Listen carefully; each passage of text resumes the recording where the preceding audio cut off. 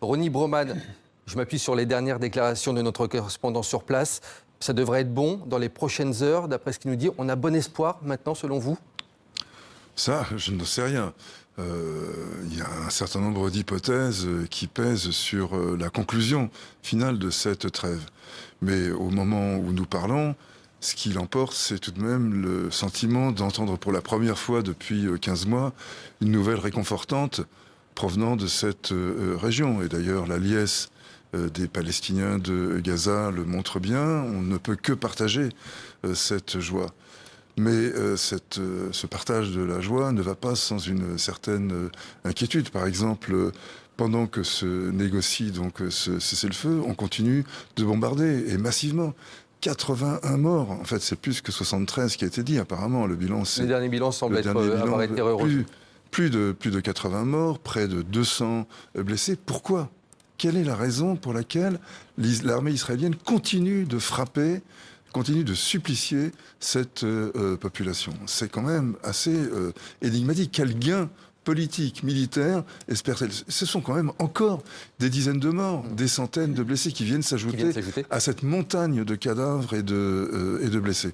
Et par ailleurs, on voit aussi que les termes de cet accord sont exactement ceux que le président Biden avait réussi à négocier au début de l'année 2024. On a perdu du temps, c'est ça que vous voulez dire? On a perdu du temps, on a perdu surtout des vies. On a gagné en souffrance et on a perdu en vie. Donc la responsabilité du gouvernement israélien, de Netanyahou évidemment en particulier, est absolument énorme. Elle est écrasante. Donc cette joie, on peut la ressentir. Ce réconfort, on l'éprouve et c'est tant mieux. Mais ça ne va pas sans question. Et puis ensuite, il y a la suite, la phase 2 de cet accord, mais je pense qu'on en rediscutera. On va en rediscuter. Qu'elle laisse aussi ouverte pas mal de questions. Elie Barnavi, je me tourne à mon tour vers vous. Est-ce que vous aussi, cet accord, vous l'accueillez avec prudence? Vous vous dites, on va attendre ce qui se passe dans les prochaines heures, c'est pour dimanche, mais attendons.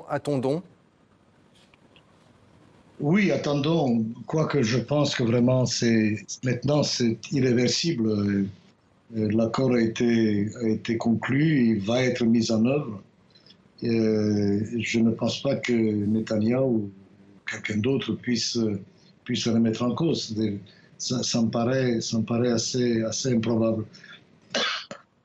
Excusez-moi, de la même manière que je ne pense pas que la guerre puisse reprendre. C'est évidemment, il convient d'être prudent pour la deuxième phase prévue par l'accord, mais je ne vois pas que l'on puisse reprendre la guerre à ce moment-là.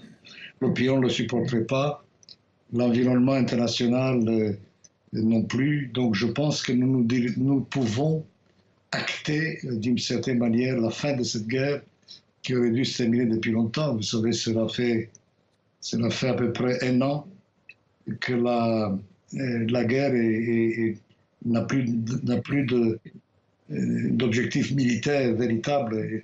On tourne en rond pour des raisons politiques.